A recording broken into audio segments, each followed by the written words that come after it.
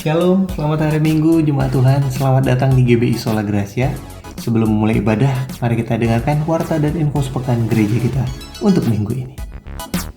Kami menyambut dengan penuh sukacita Bapak Ibu Saudara-saudara sekalian yang baru pertama kali bergabung dengan online service GBI Sola Gracia. Selamat datang, GBI Sola Gracia adalah rumah bagi kita bersama. Dan Bapak Ibu Saudara sekalian, kita ada pada minggu kedua. Pada minggu ini kita akan mempersembahkan persembahan persepuluhan kita. Dan berikut adalah jadwal ibadah kategorial kita untuk minggu ini.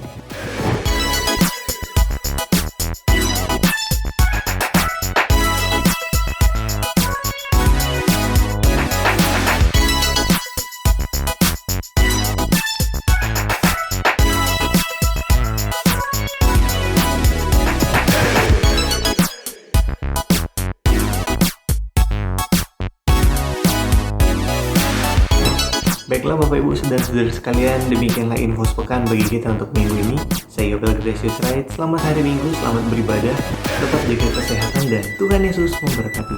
Shalom. Shalom Bapak Ibu Saudara-saudari sekalian, selamat pagi, selamat hari Minggu buat kita semuanya. Senang sekali bisa berkumpul bersama melalui media ini bersama dengan Bapak Ibu di hari Minggu ini. Kita bersyukur Tuhan masih memelihara kita sampai dengan saat ini. Kita satukan hati kita mau masuk dalam ibadah kita pada hari Minggu ini. Saya mengajak semuanya untuk dapat kita berdoa bersama. Tuhan Yesus yang baik, yang penuh kasih, yang setia terhadap janjinya kepada kami. Bapa, pagi hari ini kami datang menghadap tahta-Mu, membawa kehidupan kami, dimanapun kami berada saat ini Tuhan. Bila mana kami yang sakit ataupun yang berbeban berat, kami percaya Firman-Mu nanti yang akan menguatkan kami Tuhan. Kuasa-Mu yang sanggup menyembuhkan, Kuasa-Mu yang sanggup menjawab semua persoalan-persoalan kami Bapa. Karena di dalam Tuhan saja ada jawaban yang pasti Tuhan. Kami bersyukur Tuhan pagi hari ini kami boleh beribadah kembali bersama-sama. Biarlah Tuhan Yesus yang memberkati peribadatan kami pada pagi hari ini. Perangkat media apapun yang kami gunakan, biar Tuhan Yesus yang campur tangan memberkati dan menjagai sehingga ibadah dapat kami saksikan bersama-sama sampai dengan selesai nanti Tuhan. Di dalam nama Tuhan Yesus, kami siap untuk bersuka cita, kami siap untuk menyembah Tuhan. Di dalam nama Tuhan Yesus, haleluya, amin. Kita satukan hati kita bersama-sama pagi hari ini. Kita mau mendengarkan yang terbaik bagi kemuliaan Tuhan. Lewat pujian, penyembahan, dan firman Tuhan yang akan disampaikan. Kami mau berhadapan langsung dengan-Mu Tuhan pada pagi hari ini. Membawa kehidupan kami Tuhan di mezbah-Mu, mempersembahkan yang terbaik hanya untuk kemuliaan nama-Mu saja. Terima kasih Bapa. Kita naikkan pujian ini bersama-sama Bapak Ibu. Katakan Bapakku rindu menyenangkan. Bapakku rindu menyenangkan-Mu, ajarku lebih dalam untuk mengenal-Mu. Bapakku pinta layakkan aku, bawaku untuk menyembah-Mu di balik tirai yang suci, bertemu muka dengan muka, tenggelam di dalam kasih-Mu Bapa. Oh Tuhan, ku rindukan selalu diam dalam bait-Mu. Yang kami rindukan Tuhan untuk berdiam di dalam bait-Mu, untuk tinggal di dekat-Mu Tuhan. Haleluya. Bapakku rindu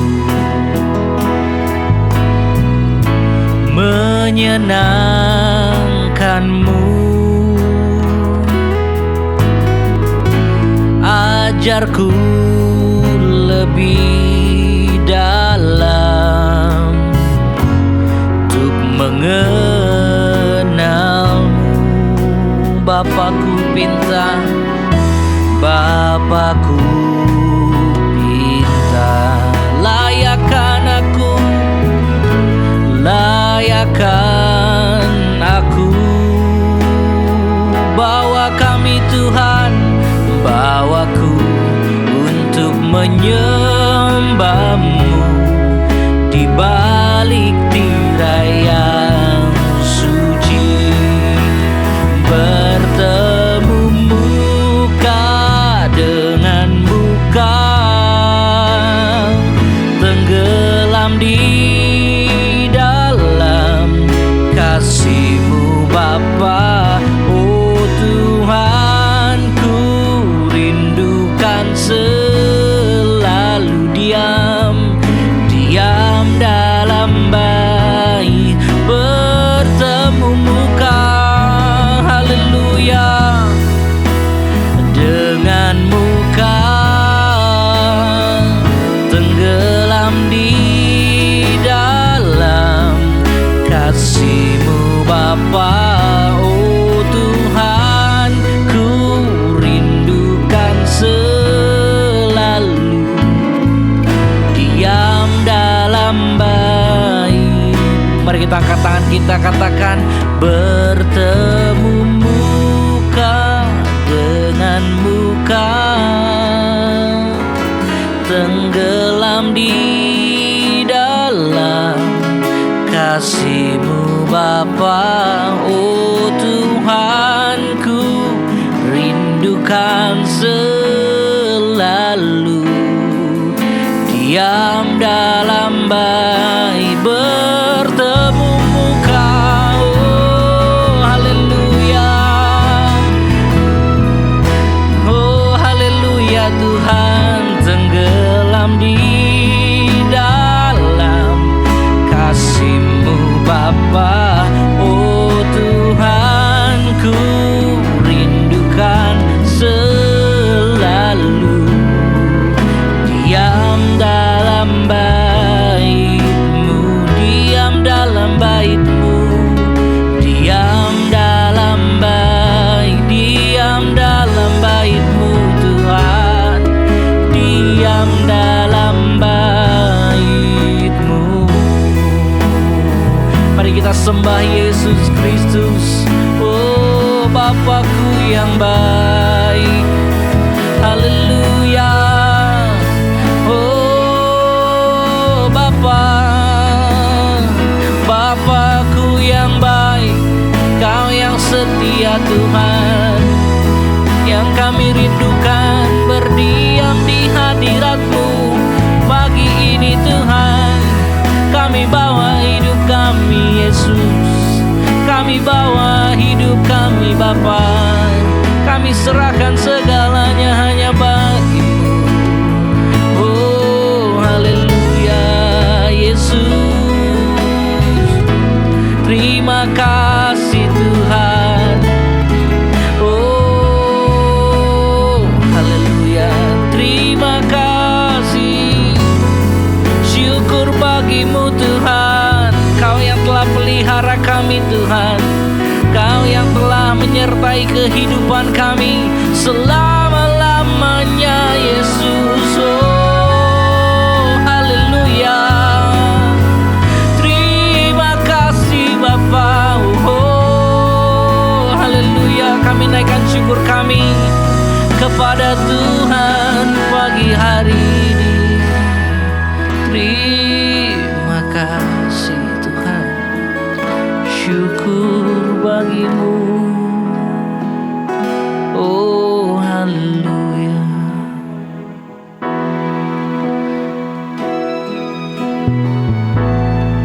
Pagi ini Tuhan, kami menghadap tahta-Mu Tuhan Yesus, karena hadirat-Mu yang kami rindukan Tuhan Yesus, hadirat-Mu yang kami rasakan Bapa. Oh haleluya, hadirat-Mu Tuhan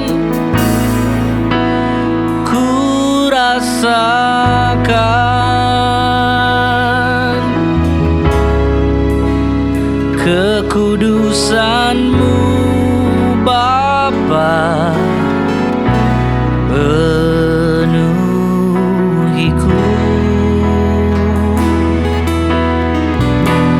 Ku rindu selalu diam dalam bait-Mu, menikmati kasih anugerah-Mu. Mari angkat suaramu, angkat tanganmu, katakan hadirat-Mu Tuhan. Ku rasakan kekudusan-Mu Bapa penuhiku. Ku rindu selalu, ku rindu selalu diam dalam bait-Mu, menikmati kasih anugerah-Mu, menikmati kasih-Mu, menikmati kasih anugerah-Mu. Oh haleluya, menikmati kasih anugerah. Memberikan sorak-sorai kemuliaan buat Tuhan kita Yesus Kristus. Oh haleluya Tuhan. Terima kasih Bapa buat kebaikan-Mu Tuhan di dalam kehidupan kami Tuhan. Hadirat-Mu boleh kami rasakan menjamah setiap kami pada pagi hari ini Bapa. Beracara Tuhan, bertahtalah atas pujian yang kami naikkan di tengah-tengah peribadatan kami pada saat pagi hari ini Tuhan. Kami hardik, kami tengking semua kuasa setan iblis, apapun yang mengganggu dan ingin merusak ibadah kami pada pagi hari ini. Kami patahkan kuasanya di dalam nama Tuhan Yesus. Kami percaya Tuhan, keadaan ini tidak menghentikan kami untuk tetap bersukacita menyembah dan memuji Tuhan pada pagi hari ini. Di dalam nama Tuhan Yesus, haleluya, amin. Haleluya, pagi hari ini kita mau bersukacita memuji Tuhan. Karena itu saya ajak semuanya Bapak Ibu Saudara-saudari untuk dapat bangkit berdiri bersama-sama. Kita mau memuji Tuhan, kita mau muliakan Tuhan pada pagi hari ini. Kita bertepuk tangan bersama-sama, haleluya.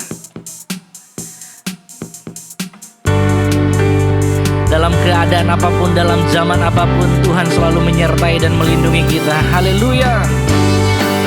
Bersukacita memuji Tuhan pada pagi hari ini. Angkat suaramu, katakan inilah zaman Elia. Inilah zaman Elia, nyatakanlah firman Tuhan. Dan inilah zaman hamba-Mu Musa, kebenaran dipulihkan.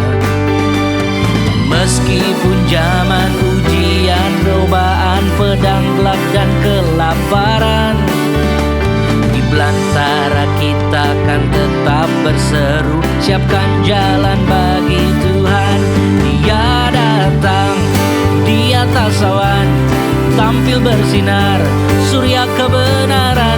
Angkat suara, ini tahun Yobel, dari Bukit Sion keselamatan datang. Haleluya. Bertepuk tangan bersukacita, katakan inilah zaman Yehezkiel.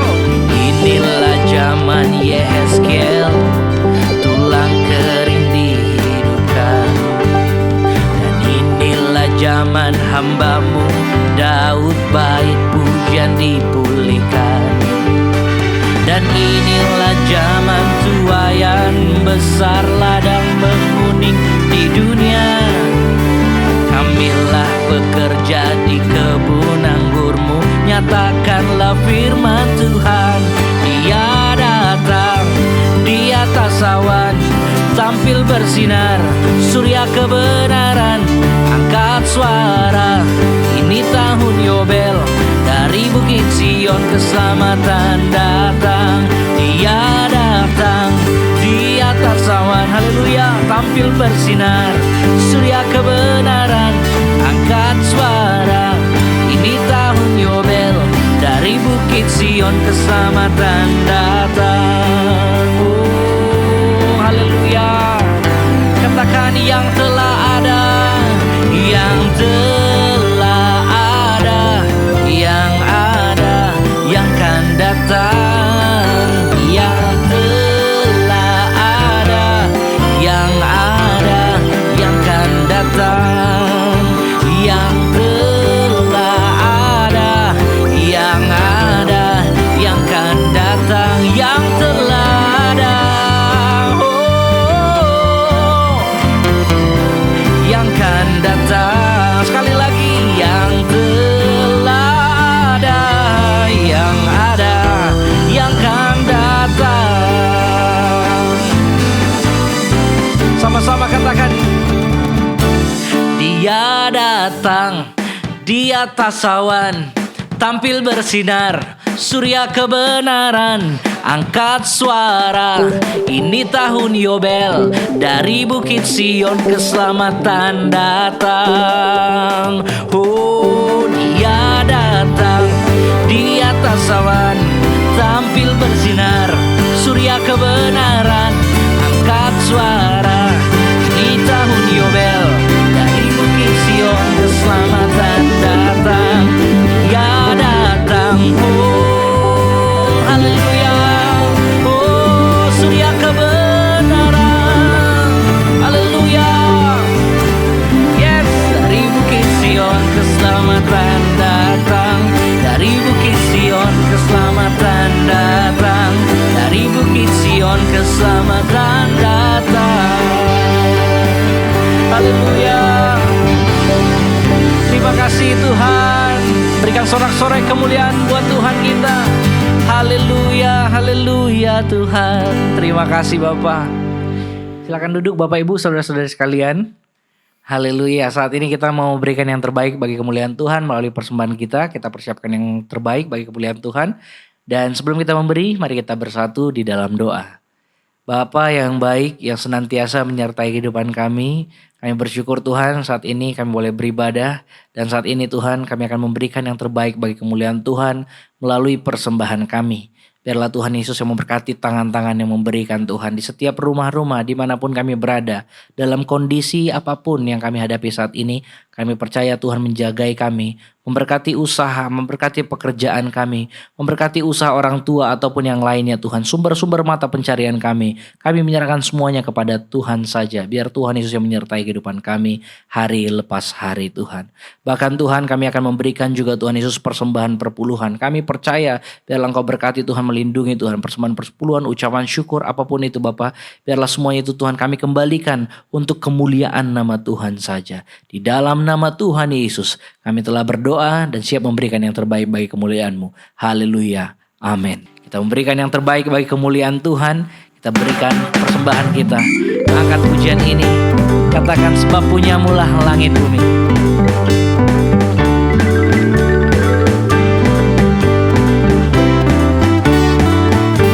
Sama-sama katakan, sebab punyamu lah langit bumi, alam semesta,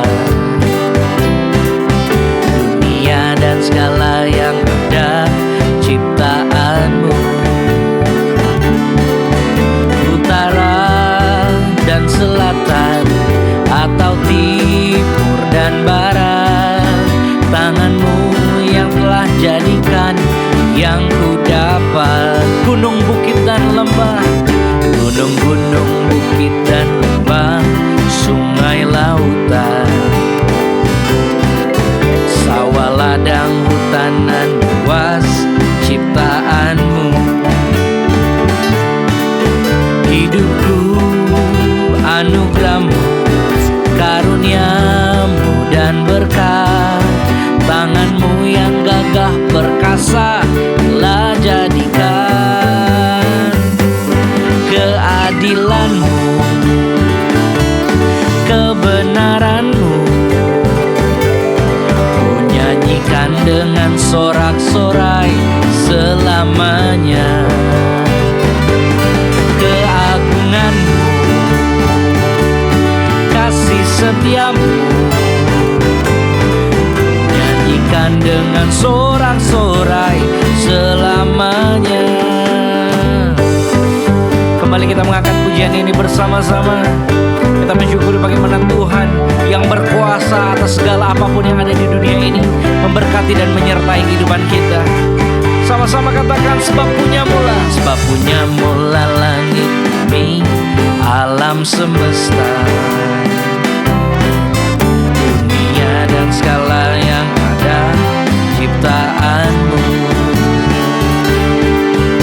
Utara dan selatan atau timur dan barat, tangan-Mu yang telah jadikan yang ku dapat. Gunung-gunung, bukit dan lembah, sungai lautan, sawah ladang, hutan dan luas ciptaan-Mu. Hidupku anugerah-Mu, amin, karunia-Mu dan berkah. Tangan-Mu yang gagah perkasa telah jadikan keadilan-Mu, kebenaran-Mu. Ku nyanyikan dengan sorak-sorai selamanya. Keagungan-Mu, kasih setiamu, ku nyanyikan dengan sorak-sorai selamanya. Ku nyanyikan dengan sorak-sorai selamanya. Ku nyanyikan dengan sorak-sorai selamanya.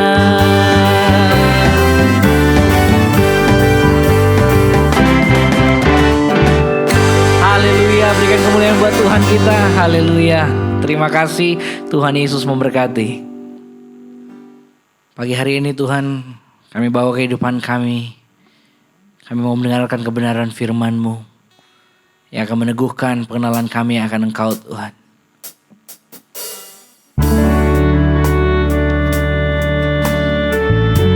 Sebab perkenanan-Mu yang kami butuhkan, Tuhan.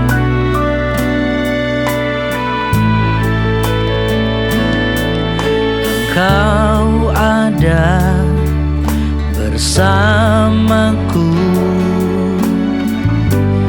di setiap musim hidupku. Tak pernah Kau biarkan ku sendiri.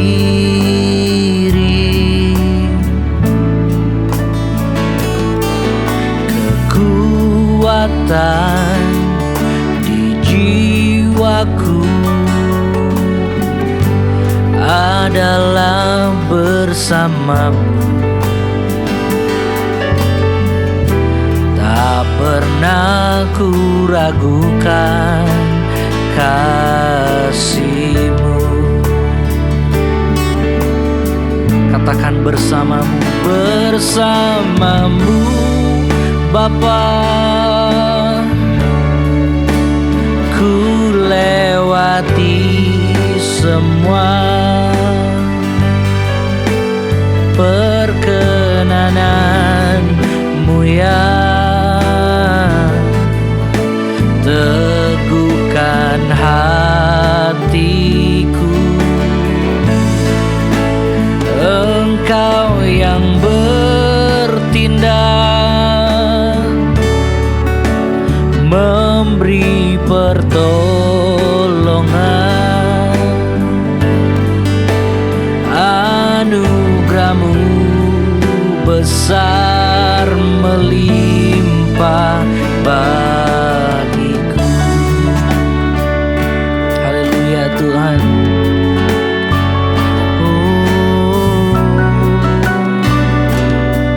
Sama-sama katakan kekuatan ketakutan di jiwaku adalah bersamamu.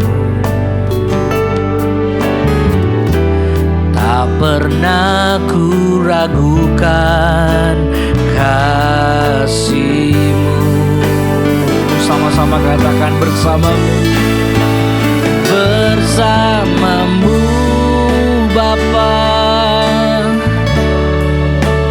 ku lewati semua perkenanan-Mu yang teguhkan hatiku. Engkau yang bertindak, Engkau yang bertindak, memberi pertolongan. Anugerah-Mu besar melimpah bagiku. Oh haleluya, sebab bersama-Mu Tuhan kami tenang, sebab hanya di dalam-Mu saja Bapa kami merasakan kedamaian. Hanya bersama-Mu Tuhan. Oh, mari kita angkat tangan kita, katakan bersama-Mu Bapa, ku lewati semua perkenanan-Mu, perkenanan-Mu yang teguhkan hatiku. Engkau yang bertindak, Engkau yang bertindak, oh, memberi pertolongan. Anugerah-Mu besar, anugerah-Mu besar melimpah bagiku. Anugerah-Mu besar, anugerah-Mu besar melimpah bagiku. Anugerah-Mu besar melimpah, anugerah-Mu besar melimpah bagiku. Haleluya. Terima kasih Tuhan, syukur bagi-Mu.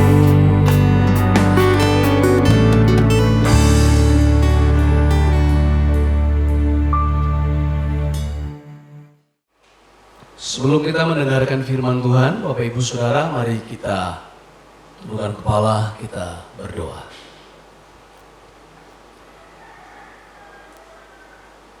Tuhanlah yang membuat hati dan perasaan kami menjadi tenang dikala kami duduk mendengarkan sabda-Mu.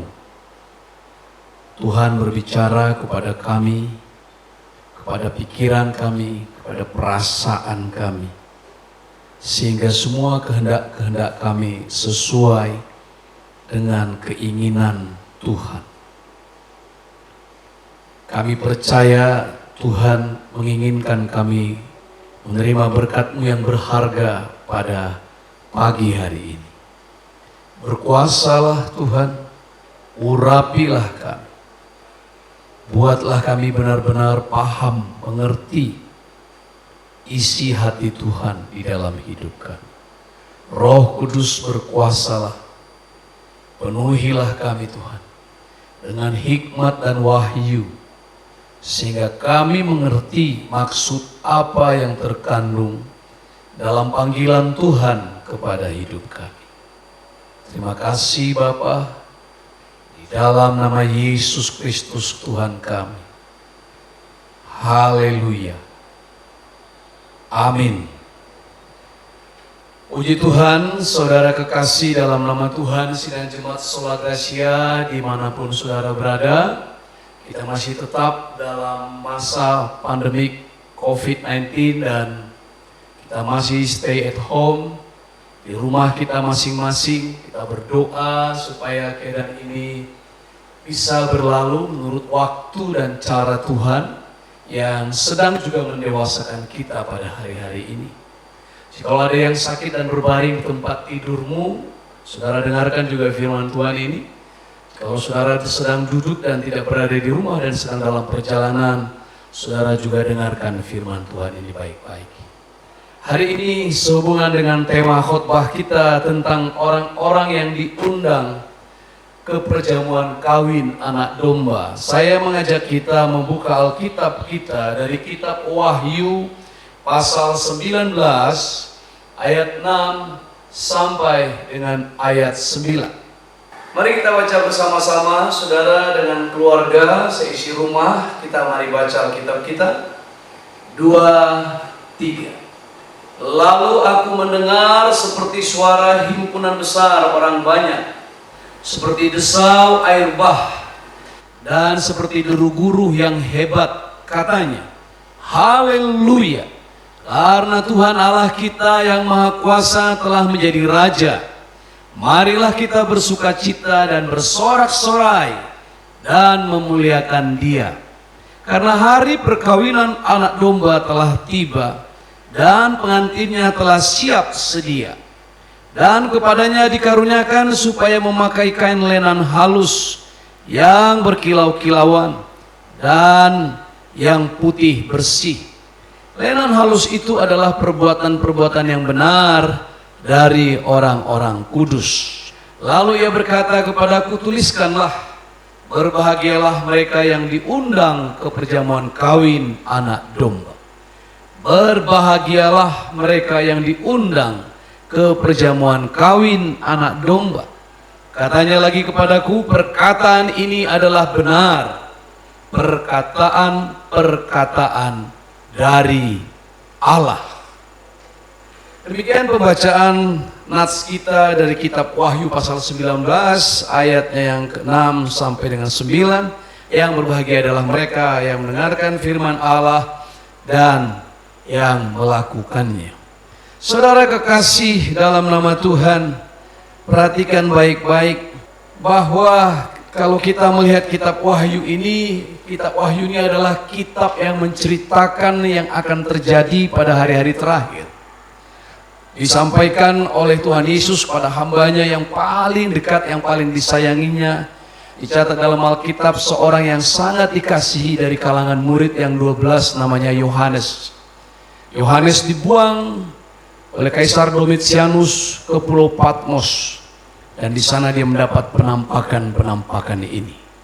Dan kalau kita melihat, kalau kita kembali ke menelusur pasal 19 dari ayat 1, kita akan bisa melihat bagaimana nyanyian atas jatuhnya Babel, artinya jatuhnya sistem kehidupan dunia, sistem masyarakat dunia atau segala sesuatu yang duniawi, lalu dilanjut dengan perjamuan kawin anak domba. Lalu munculnya kuda putih di dalam pasal 19 ayat 11, kita lihat sampai dengan ayat 16. Dan saudara, kuda putih yang muncul di pasal 19 ayatnya yang ke-11 sampai dengan ayat 16 tidak sama dengan kuda putih yang ketika dibuka materai pertama dalam kitab Wahyu pasalnya yang ke-6 ayat yang kedua. Kalau di Wahyu pasal 6 ayat kedua begitu dibuka materai pertama, ada kuda putih, ada kuda merah padam, ada kuda hitam, ada kuda hijau kuning. Itu semua adalah penghakiman, penghukuman. Dan banyak para penafsir mengatakan kuda putih adalah lambang penyesatan. Dan yang mengendarai kuda putih itu adalah malaikat yang diberi di atas kepalanya ada mahkota, dan mahkota di situ Stefano, berarti mahkota kematian. Sementara kalau kita melihat di dalam Wahyu pasalnya yang ke-19 tentang kuda putih, seorang yang setia dan yang benar, dia naik kuda putih dan dia menghakimi dan berperang dengan adil. Ada di atas kepalanya terdapat banyak mahkota dan padanya ada tertulis satu nama yang tidak diketahui seorang pun kecuali ia sendiri, Ia memakai jubah yang telah dicelup dalam darah dan namanya ialah firman Allah. Itu bicara tentang Tuhan Yesus. Dan setelah itu saudara, masuk ke pasal 19 ayat 17 ke bawah, binatang serta nabinya dikalahkan. Berarti antikristus dikalahkan dan nabi-nabi palsunya dikalahkan. Setelah itu mulailah milenium akhir, kerajaan 1000 tahun.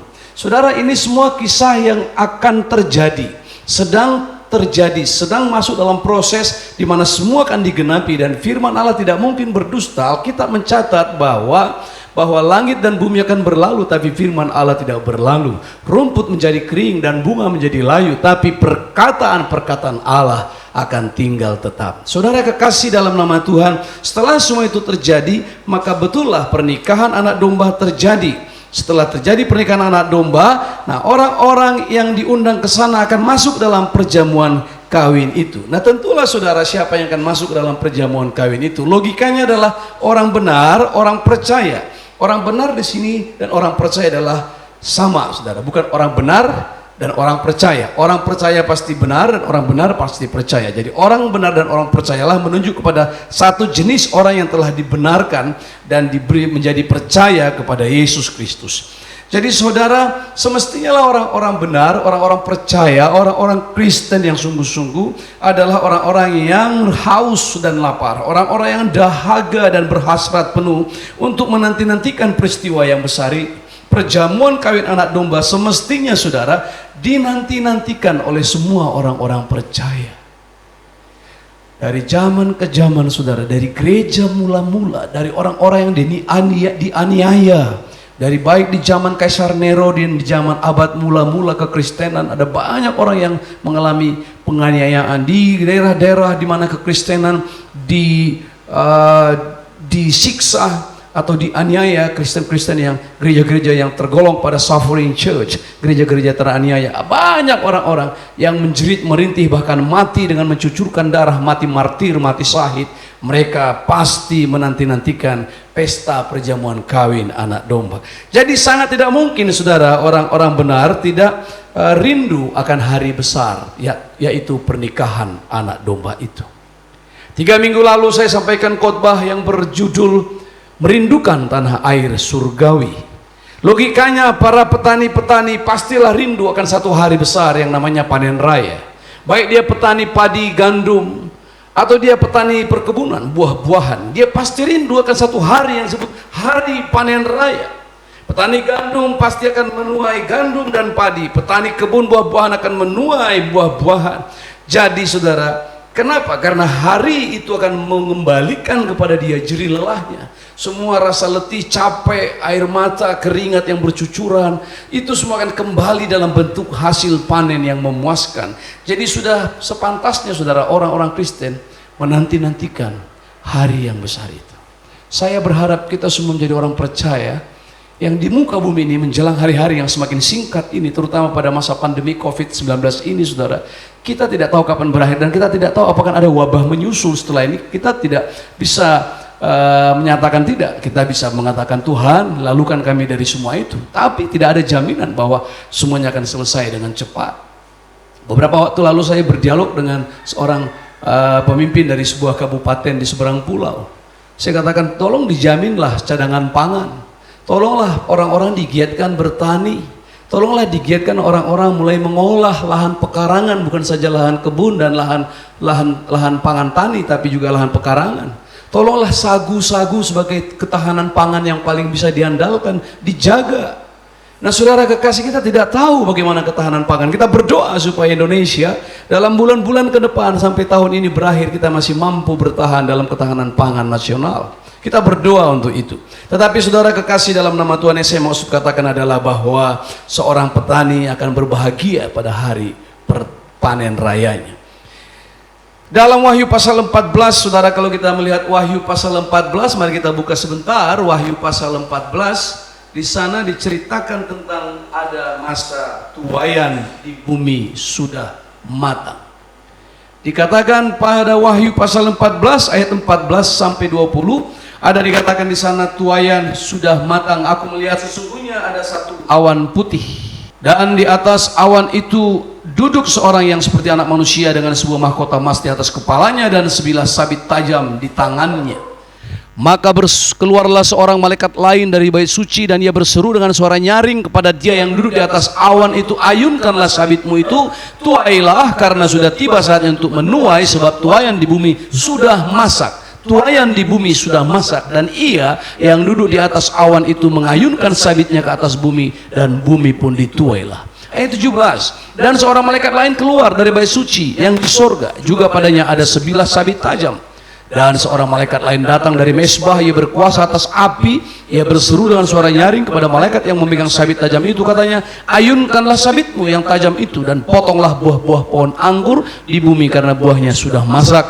Lalu malaikat itu mengayunkan sabitnya ke atas bumi dan memotong buah pohon anggur di bumi dan melemparkannya ke dalam kilangan besar. Kilangan besar, dari kata kilangan besar ini muncul kata pabrik, pabrikasi, untuk mengolah, untuk memproduksi, yaitu murka Allah. Lalu tanya buah-buah anggur itu dikilang di luar kota, dari kilangan itu mengalirlah darah, tingginya sampai ke kekang kuda dan jauhnya 200 mil. Ada tuaian buah-buahan, ada tuaian gandum.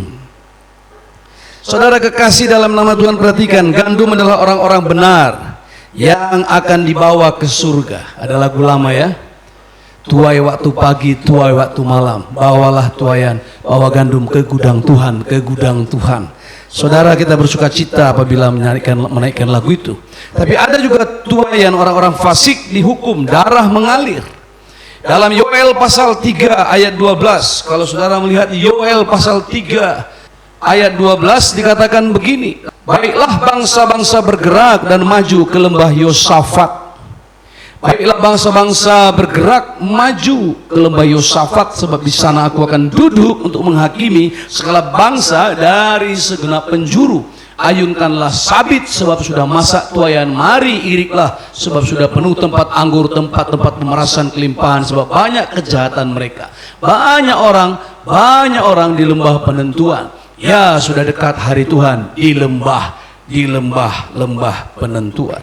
Saudara perhatikan, kita bisa melihat di situ dikatakan bahwa anggur melambangkan hukuman terhadap orang-orang fasik, orang-orang berdosa, dan dihukum terhadap murka Allah yang besar. Lalu saudara, mengalirlah darah.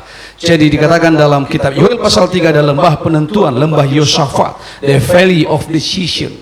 A valley of decision, lembah penentuan, dan Allah yang berhak untuk melakukan itu, dan sudah ditunjuk satu untuk hal itu yang berkuasa, yang kita baca tadi di kitab Wahyu, bahwa dialah firman Allah yang duduk di atas kuda putih itu, yang berhak membuka meterai dari kitab itu. Saudara kekasih dalam nama Tuhan, lalu jangan lupa saudara, kita tidak bisa lupa bahwa God holds a celebration. Tuhan selalu mengadakan perayaan-perayaan. Nah, ketika ada perayaan, pesta, kita bertanya, untuk apa Tuhan mengadakan perayaan? Setelah Tuhan mengadakan penghukuman terhadap orang-orang yang dikatakan tadi, ada panen gandum dibawa ke gudang Tuhan, panen anggur, ada hukuman murka Allah yang melimpah, maka saudara bisa melihat ternyata ada perayaan besar. Ada satu perayaan, Allah membuat satu perayaan.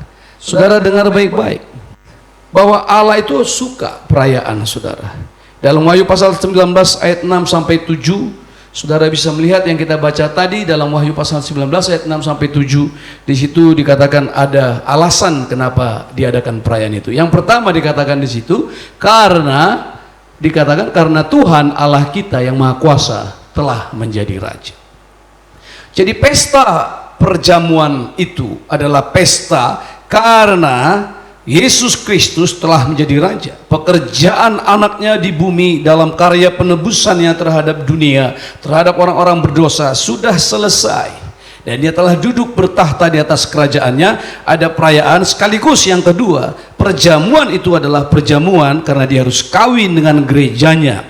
Apa artinya gerejanya saudara? Gerejanya adalah sekelompok orang-orang yang telah ditebus, dipanggil keluar, dibasuh oleh darahnya, dan dianggap, dinilai telah menjadi dewasa. Gereja yang menjadi dewasa tidak mungkin tidak dewasa menikah. Jadi gereja dewasa menikah. Jadi bersamaan dengan dilantiknya Yesus sebagai raja duduk di atas tahtanya, dan di situ juga perjamuan kawin anak domba. Dikatakan itu dalam ayatnya yang ke-6, haleluya, karena Tuhan Allah kita yang maha kuasa telah menjadi raja. Mari kita bersukacita, bersorak-sorai, dan memuliakan Dia. Lalu dikatakan lagi, karena hari perkawinan anak domba telah tiba, dan pengantinnya telah siap sedia. Siapa pengantinnya? Gereja Tuhan. Jadi saudara, jangan pernah salah menilai Tuhan. Tuhan kita adalah Tuhan yang suka perayaan-perayaan. Tuhan kita adalah suka mengadakan perayaan, mengadakan sukacita, karena Tuhan itu seperti Bapa, dan gereja Tuhan seperti keluarga, kerajaannya seperti keluarga. Di dalam rumah ada perayaan-perayaan, Bapa yang baik, orang tua yang baik, adalah orang tua yang bisa menghargai setiap orang di dalam keluarga, menghargai istri, menghargai anak-anak, dan ada perayaan-perayaan. Jadi jangan pernah kita salah menilai atau iblis menipu kita seolah-olah Tuhan adalah Allah yang kejam. Tuhan kita adalah Allah yang gemar perayaan. Perayaan yang paling disukai Allah adalah kembalinya orang yang berdosa, bertobat dari jalan-jalannya. Yang kedua, saat gereja Tuhan menjadi dewasa rohani dan cukup matang untuk menikah dengan Yesus Kristus.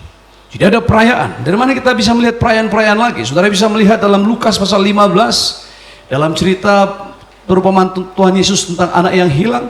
Dalam Lukas pasal 15 ayat 24 dikatakan di situ apa? Bahwa ayah itu melihat anak itu kembali, lalu dia bersuka cita. Dia bilang, sembelihlah lembu tambun, kenakanlah cincin di jarinya, pakaikanlah kasut, gantilah pakaiannya, marilah kita bersukaria, sebab anakku yang hilang telah kembali, dan telah mati telah hidup kembali, dan marilah kita bersukaria. Sementara tentang perumpamaan domba yang hilang, Tuhan Yesus berkata apa? Ada sukacita yang besar, ada perayaan yang hebat tentang satu yang sesat dibanding 99 yang tidak perlu bertobat. Jadi Allah kita Allah yang sangat senang dan gemar terhadap perayaan-perayaan. Karena itu mari kita mengadakan perayaan. Jangan kita menghakimi orang-orang berdosa. Mari kita bersukacita. Itu sebabnya saudara, kalau ada perayaan-perayaan, ucapan syukur, kita harus melakukannya. Perayaan di sini tidak ada hubungannya dengan hura-hura, tidak ada hubungannya dengan pesta pora, foya-foya, tidak ada. Perayaan di sini adalah sesuatu yang sangat esensial, bukan sesuatu yang lebih kepada foya-foyanya, kepada sesuatu yang gemerlap-gemerlip. Tidak ada hubungannya dengan itu. Tetapi satu esensial, bahwa ada satu penghargaan, ada satu syukur di dalamnya. Jadi kalau misalnya gembala-gembala sel mengadakan perayaan, atau keluarga-keluarga mengadakan perayaan, sangat baik sekali, saudara. Saya kira ini harus kita biasakan, kita buat menjadi sebuah budaya di dalam keluarga, di dalam penjala, di dalam gereja kita. Apalagi kalau saudara buat perayaannya terus ingat saya, undang saya, itu jauh lebih baik. Itu bagus sekali. Langsung bilang, Om segera datang Om, ini ada perayaan. Kan Om bilang kita sering mungkin mengadakan perayaan-perayaan luar biasa. Tapi jangan sampai ada yang 2 kali ulang tahun 1 tahun.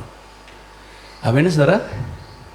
Nah saudara, kita biasa kalau anak-anak geraha asuh misalnya ada yang wisuda, selalu ada perayaannya. Ada yang berangkat pergi meninggalkan atau masuk ke tahap level hidup berikutnya, kita ada perayaannya, ada doa syukur. Adanya perayaan-perayaan itu saudara adalah bukti bahwa kita selalu bersyukur. Kita selalu bersyukur dan cermat menghitung berkat-berkat Tuhan di dalam kehidupan kita. Jadi adanya perayaan-perayaan itu adalah bukti bahwa kita selalu bersyukur kepada Tuhan dan cermat menghitung segala berkat-berkatnya dalam kehidupan kita. Lalu pertanyaannya saudara, kalau begitu Pak, siapa yang diundang dalam perjamuan kawin anak domba itu? Mari kita baca Matius pasal 22 ayat 1-14. Lalu Yesus berbicara dalam perumpamaan kepada mereka, hal kerajaan surga seumpama seorang raja yang mengadakan perjamuan kawin untuk anaknya. Ia menyuruh hamba-hambanya memanggil orang-orang yang telah diundang ke perjamuan kawin itu, tetapi orang-orang itu tidak mau datang.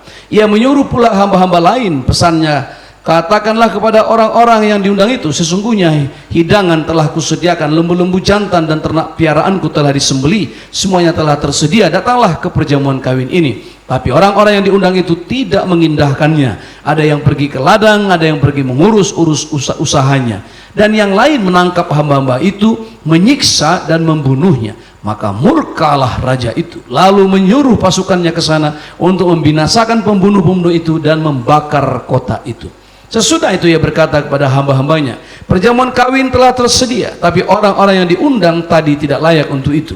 Sebab itu pergilah ke persimpangan-persimpangan jalan, undanglah setiap orang yang kamu jumpai di sana ke perjamuan kawin itu. Maka pergilah hamba-hamba itu, dan mereka mengumpulkan semua orang yang dijumpainya di jalan-jalan, orang-orang jahat, orang-orang baik, sehingga penuhlah ruangan perjamuan kawin itu dengan tamu. Ketika raja itu masuk untuk bertemu dengan tamu-tamu itu, dia melihat seorang yang tidak berpakaian pesta. Dia berkata kepadanya, hai saudara, bagaimana engkau masuk kemari dengan tidak mengenakan pakaian pesta? Tetapi orang itu diam saja. Lalu kata raja itu kepada hamba-hambanya, ikatlah kaki dan tangannya dan campakkanlah orang itu ke dalam kegelapan yang paling gelap. Di sana akan terdapat ratap dan kertak gigi. Sebab banyak yang dipanggil tetapi sedikit yang dipilih. Saudara kekasih dalam nama Tuhan, kalau ditanya siapakah yang akan diundang kepada perjamuan itu, maka yang pertama kita jawab adalah mereka yang telah diundang dan telah menerima undangan untuk hadir di situ. Mereka yang telah diundang dan telah menerima undangannya untuk hadir di pesta itu. Kita tidak pergi ke satu pesta. Saudara tidak mungkin bisa pergi atau mau pergi, bersedia pergi. Saudara pasti malu kalau saudara diajak oleh seseorang, ayo kita pergi ke pesta, pesta mana? Pesta perkawinan teman saya. Oh, saya nggak diundang. Saudara merasa lebih nyaman pergi kalau ada undangan. Sedangkan kita sudah terima undangan pun barangkali saudara tidak selalu kita pergi. Ada banyak halangan, ada banyak alasan kenapa orang tidak pergi meskipun dia sudah memegang satu undangan. Saudara kekasih dalam nama Tuhan, itu sebabnya di dalam pembacaan kita ini pun ada orang-orang ternyata yang berdalih yang tidak pergi ke pesta itu. Banyak berdalih. Pertama intinya di situ disebut tidak mau datang. Disebut di situ they were not willing to come. They were not willing to come. Mereka tidak mau datang. Memang sengaja mereka tidak mau datang. Mereka tidak ada minat untuk datang. Lalu di berikutnya dikatakan di situ tidak mengindahkannya. Di situ disebut orang-orang itu dalam ayat 5, orang-orang yang diundang itu tidak mengindahkannya. Sudah tidak ada niat untuk pergi, sudah dari awal tidak ada niat untuk pergi. Sebab saudara dengar baik-baik, inilah yang disebut Tuhan, banyak yang dipanggil tapi sedikit yang terpilih. Jadi walaupun sudah dipanggil belum tentu dipilih. Sudah dipanggil, terpilih, setia. Jadi ada 3 tingkatan saudara, di mana orang-orang itu menjadi berkenan atau layak untuk hadir. Nanti kita akan lanjutkan sampai kepada setia, sampai kepada perkara dia ada duduk di dalam pesta perkawinan itu. Jadi kita bisa melihat bahwa orang-orang itu tidak mau datang, tidak mengindahkan dengan alasan sibuk. Mereka dengan alasan selalu mengatakan sibuk, sibuk, sibuk, dan sibuk. Sudah mendengar tapi tidak melakukan. Saudara, orang-orang yang diundang itu sama orang yang sudah mendengar Injil. Sebenarnya panggilan itu pertama adalah pada umat Israel, undangan VIP kepada umat Israel. Tapi ketika mereka menolak, katanya masuklah penginjilan keluar dari wilayah Israel, keluar dari wilayah Yahudi, sampailah ke bangsa-bangsa. Itu sebabnya ketika Tuhan memanggil Paulus berkata, aku akan pakai kau kepada bangsa-bangsa, karena Injil harus sampai kepada bangsa-bangsa.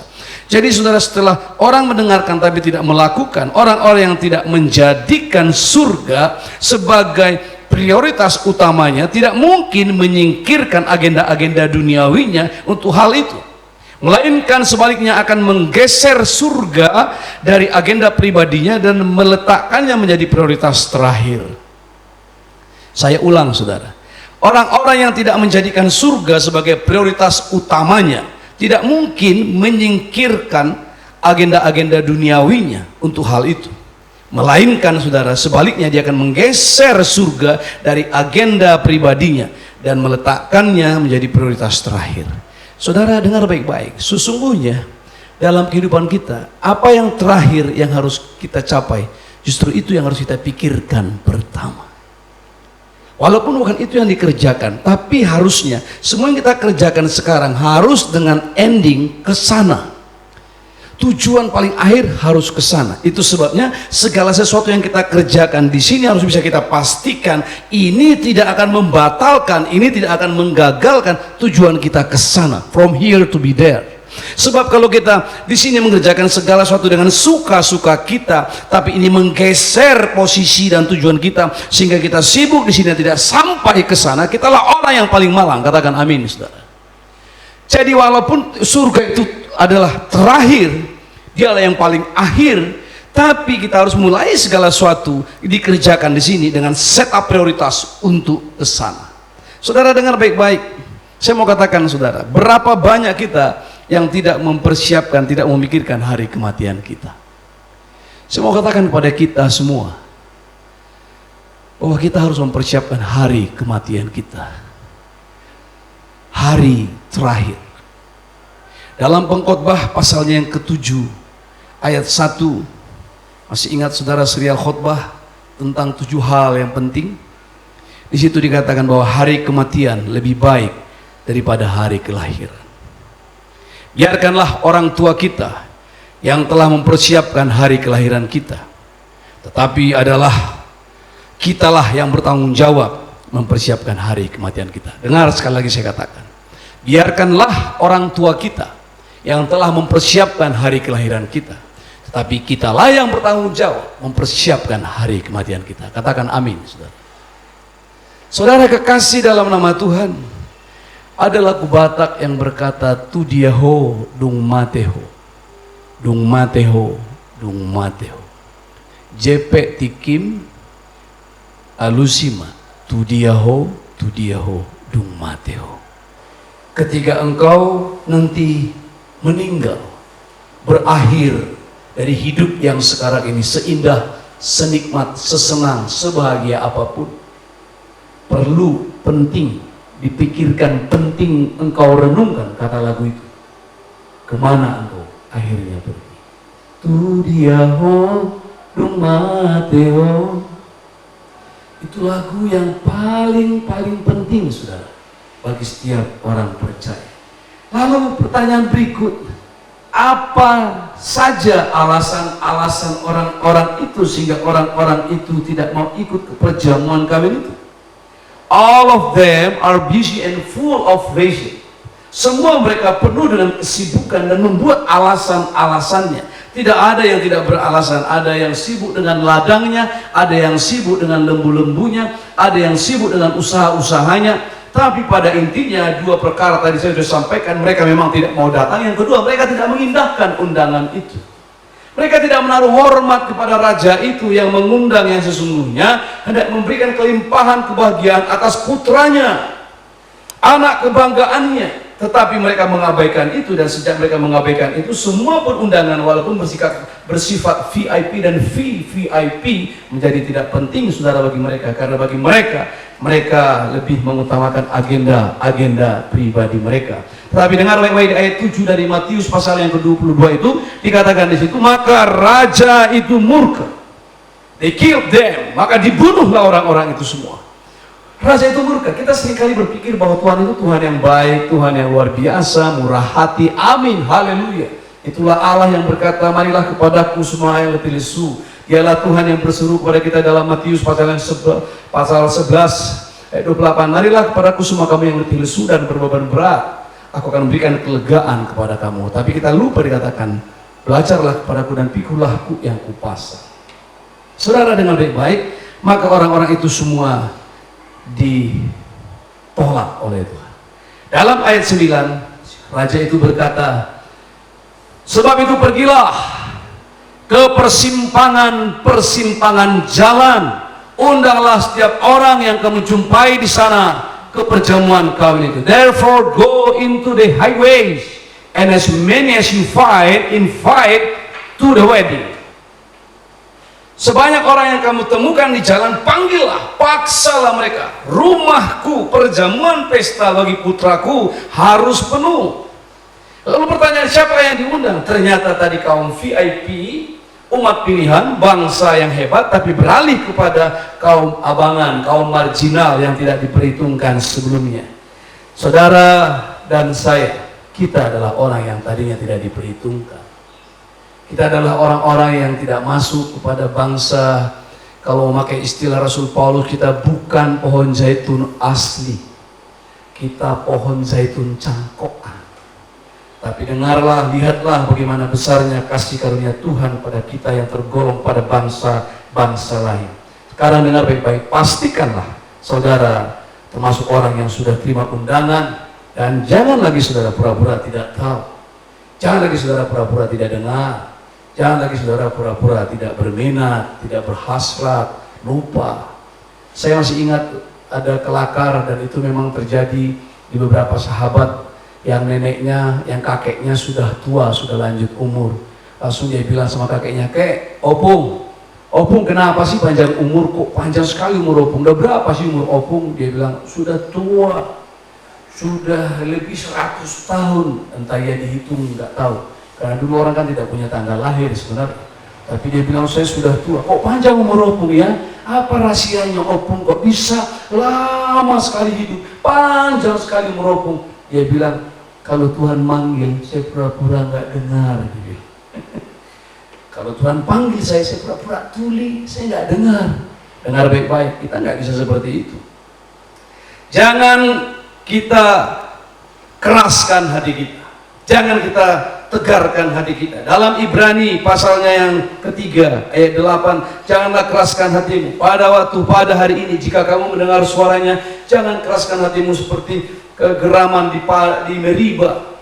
Jangan kau keraskan hatimu. Dalam Ibrani pasal 3 ayat 15, jangan keraskan hatimu seperti kegeraman di padang gurun. Sambut dia saudara, sambut Yesus, jangan tunda. Jangan membawa kita kepada kelalaian, kelambanan di dalam dunia ini. Betul bahwa yang membawa kita ke dalam bumi yang sekarang ini, hidup dalam langit dan bumi yang sekarang adalah ayah dan ibu kita yang melahirkan kita ke sini. Tapi yang akan membawa kita ke dalam kerajaan langit baru dan bumi baru adalah respon kita kepada kebenaran dan panggilan Kristus di dalam kita. Saudaraku kekasih dalam nama Tuhan, siapa sajakah lagi yang berlayak bisa berhak masuk ke dalam pesta perjamuan kawin itu? Yang tadi pertama saya katakan, mereka yang telah menerima undangan. Ada yang telah menerima pertama, menolak, yang kedua menolak, dan akhirnya dipaksalah orang-orang yang ada di persimpangan jalan yang dianggap bahkan tidak layak, kaum-kaum termarginal, tapi diundang masuk. Bayangkan saudara, pesta VIP yang luxurious, begitu hebat, tapi malah hadir orang-orang yang tidak disangka-sangka. Saudara bisa bayangkan, maaf saya sedang tidak merendahkan satu strata sosial masyarakat, saya tidak sedang mengatakan itu. Tetapi saudara bisa melihat, bayangkan orang-orang yang tidak bersiap-siap untuk pergi ke pesta lalu harus masuk di situ. Tapi dikatakan yang kedua, katanya yang berlayak masuk pada pesta perjamuan kawin anak domba itu adalah orang yang berpakaian pesta. Kembali kepada Matius pasal 22 ayat 11 sampai dengan 14. Ketika raja itu masuk untuk bertemu dengan tamu-tamu itu, ia melihat seorang yang tidak berpakaian pesta. Lalu raja itu berkata kepadanya, "Hei saudara, bagaimana engkau masuk kemari dengan tidak mengenakan pakaian pesta?" Tapi kasihannya saudara, orang itu diam saja.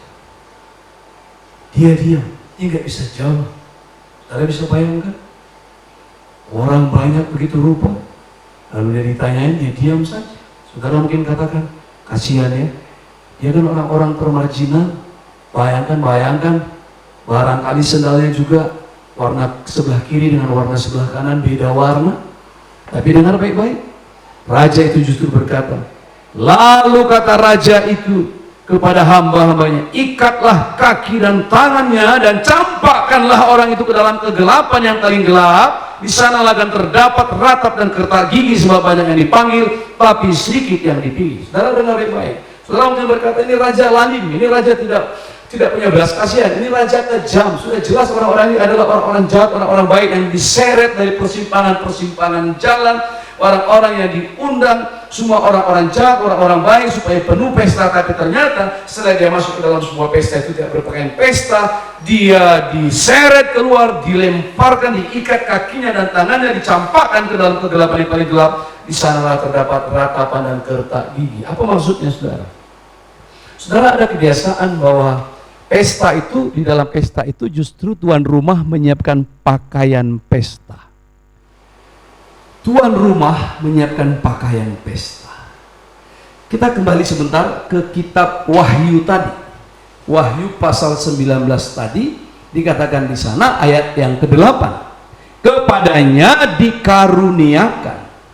Bayangkan, jadi kepada orang-orang banyak yang suaranya seperti desau air bah banyaknya itu, dikaruniakan supaya memakai kain lenan halus yang berkilau-kilauan dan yang putih bersih. Saya masih ingat lagu-lagu sekolah minggu, di surga nanti pakai baju putih, atas kepala bermahkota emas. Bayangkan saudara. Jadi dari manakah pakaian pesta itu? Pakaian pesta itu disediakan. Mari kita buka Efesus pasal 2 ayat 10. Karena kita ini buatan Allah, diciptakan dalam Kristus Yesus untuk melakukan pekerjaan baik yang dipersiapkan Allah sebelumnya. Untuk melakukan pekerjaan baik yang dipersiapkan Allah sebelumnya. Ia mau supaya kita hidup di dalamnya. Saudara, saya baca pelan-pelan, perlahan-lahan. Karena kita ini buatan Allah, diciptakan dalam Kristus Yesus untuk melakukan pekerjaan baik yang dipersiapkan Allah sebelumnya. Dia mau supaya kita hidup di dalamnya. Jadi pakaian pesta itu adalah pakaian yang dipersiapkan. Di dalam kitab Wahyu tadi dikatakan bahwa itu adalah pakaian lenan halus, adalah perbuatan-perbuatan yang benar dari orang-orang kudus. Apa artinya? Kesaksian hidup kita.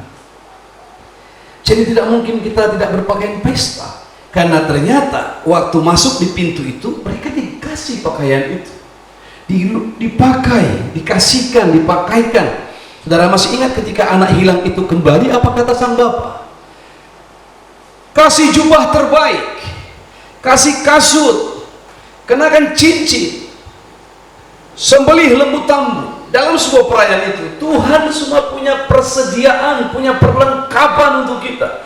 Allah tidak mungkin menjadikan kita kere setelah Dia memanggil kita menjadi anak-anaknya. Diperlengkapinya kita dari perlengkapan-perlengkapan dari tempat yang maha tinggi untuk hidup yang layak, untuk hidup yang berkenan, untuk hidup yang berguna, untuk hidup yang bisa mempermuliakan Tuhan. Sebab jika kita tidak mempermuliakan Tuhan di muka bumi ini, kita mempermalukan Allah sebagai Khalik, pencipta kita dan penebus kita di dalam Yesus Kristus Tuhan kita. Katakan amin.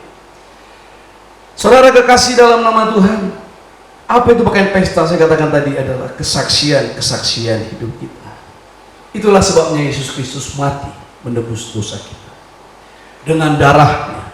Saudara lihat dalam Wahyu itu ke bawah tadi saya katakan bahwa ayat 13 pasal 19 tadi tentang anak manusia yang duduk menunggang kuda putih, dikatakan di situ, dan ia memakai jubah yang telah dicelup dalam darah dan namanya lah ya firman Allah. Siapakah firman Allah? Yohanes pasal 1 berkata apa? Pada mulanya adalah firman. Firman itu bersama-sama dengan Allah, dan firman itu adalah Allah. Ayat 14, firman itu menjelma menjadi manusia dan diam di antara kita. Jadi firman Allah itu adalah Yesus Kristus, dan Dia telah mati dengan darahnya, membasuh setiap orang yang di dalam Dia, yang percaya kepadanya, dan semua dosa-dosa kita diselesaikan. Semua kekotoran orang-orang yang dipanggil di persimpangan jalan itu dibersihkan, diberi pakaian pesta. Tapi orang itu menolak. Itu sebabnya dia diam saja, dia nggak bisa jawab. Sang raja bilang, kenapa kamu tidak pakaian pesta? Dengan kata lain, semua orang di sini berpakaian pesta, except you. Kenapa kau beda dari yang lain? Dan dia tidak bisa jawab.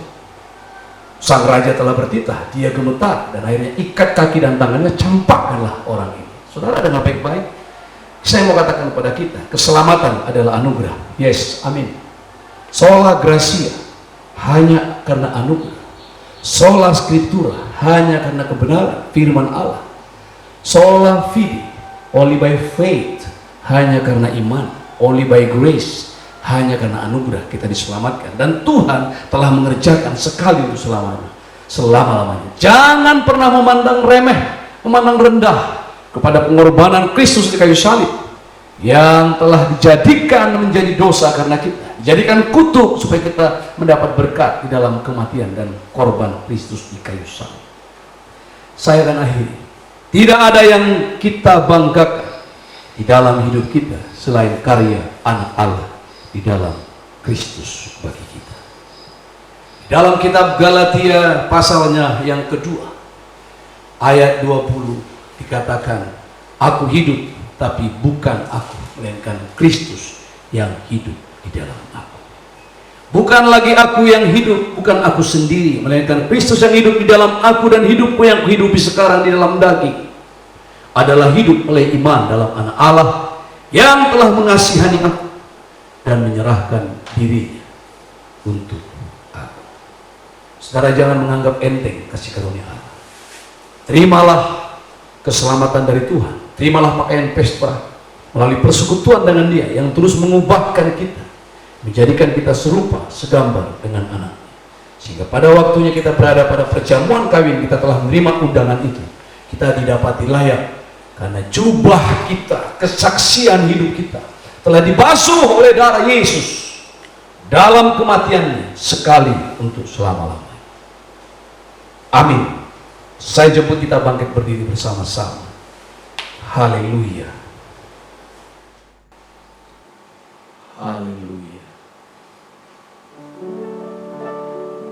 Bersama dengan saya, saudara, dimanapun saudara ada, mari angkat tanganmu. Berdirilah di tempatmu berada. Sekarang saudara makin mengerti bagaimana Kristus mempersiapkan segala sesuatu sehingga kita layak hidup di bumi, layak tinggal di surga. Oleh darahnya dibasuh, disuci. Mari serahkan hidupmu pada Tuhan. Aku berserah, aku berserah pada Yesus Juru Selamat. Aku berserah, aku berserah, aku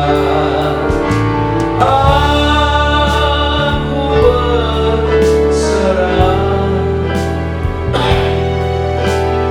aku berserah pada Yesus Juru Selamat. Aku berserah. Musik mengalun. Berapa banyak antara saudara yang beberapa hari terakhir menjadi bingung, beberapa hari terakhir menjadi hilang fokus, dan lebih banyak memikirkan perkara-perkara bagaimana kelangsungan hidup di muka bumi ini. Dengar baik-baik, bukan itu tidak penting. Kita mencatat bahwa sudah disediakan oleh Bapamu yang di surga. Kita mencatat bahwa bangsa-bangsa lain yang tidak mengenal Allah pun mencari semuanya ini. Tetapi apakah kelebihanmu daripada semua bangsa-bangsa ini? Carilah dulu kerajaan dan kebenarannya, maka semua akan ditambahkan. Barangkali engkau sudah lama berbaring dan sakit atau sesuatu pada yang kau idap dan engkau terus merenung, bahkan engkau berteriak di dalam jiwa. Hari ini Yesus Kristus, Juru Selamat, adalah Tuhan yang menyediakan satu kehidupan yang layak, bukan saja di bumi, tapi di surga. Mari angkat tanganmu di hadapan. Haleluya. Aku berserah, aku berserah, aku berserah pada Yesus Juru Selamat. Aku berserah pada Yesus, pada Yesus Juru Selamat. Aku berserah. Haleluya. Terima kasih Tuhan, terima kasih.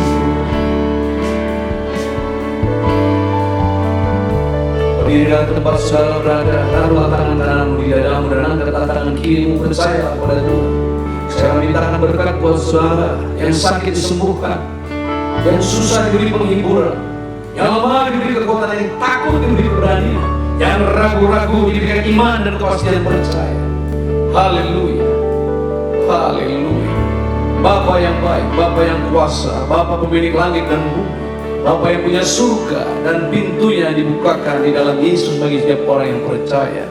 Bapa yang merancang satu hari besar di mana setiap orang percaya duduk bersama-sama dalam perjamuan kawin anak domba Allah. Bila mereka telah diundang, kami yang telah diundang dan dibasuh semua pakaian kehidupan, kesaksian hidup kami, diberi pakaian lenang halus yang putih bersih berkilau-kilauan, yang hanya kami terima dari Tuhan dan bukan oleh pembenaran diri kami sendiri, tapi melalui pembenaran oleh darah anak domba Allah, melalui pembenaran dan persekutuan yang dibasuh dengan firman, melalui urapan Roh Kudus, melalui penjagaan malaikat Tuhan tiap-tiap hari. Kami percaya hari ini, lihatlah anak-anakmu Bapa yang berdiri di rumah mereka masing-masing, yang terbaring di tempat tidurnya karena sakit, yang duduk, yang susah. Bapa, berikanlah penghiburan-Mu di dalam nama Yesus. Dalam nama Yesus aku berdoa, dalam nama Yesus. Yang sakit Tuhan sembuhkan, yang susah Tuhan hiburkan. Aku percaya yang lemah Tuhan kuatkan. Bapa, yang kekurangan Tuhan beri kelimpahan. Dalam nama Yesus kami percaya dan kami mengandalkan Tuhan. Itu sebabnya kami berkata-kata, terpujilah Tuhan. Haleluya, haleluya. Ke dalam tangan Tuhan kami serahkan negeri ini, bangsa ini, kondisi wabah COVID-19 ini. Kami percaya Tuhanlah yang mengatur segala sesuatu, di atas segala-galanya bertindak, dan kami percaya kepada-Mu. Terpujilah Bapa yang baik. Haleluya. Sidang jemaat Tuhan yang kekasih, mari arahkan hatimu, angkatlah tanganmu. Kita mengakhiri kebaktian ibadah kita. Terimalah berkat Tuhan. Tuhan Allah memberkati kau dan melindungi engkau. Tuhan Allah menyinari kau dengan wajahnya dan memberi kau kasih karunia. Tuhan Allah menghadapkan wajahnya kepadamu dan memberi kau damai sejahtera. Dalam nama Tuhan Yesus hari ini kekal sampai selama-lamanya. Kita yang percaya berkata, amin. Bapa, terima kasih. Bapa, terima kasih. Bapa di dalam surga,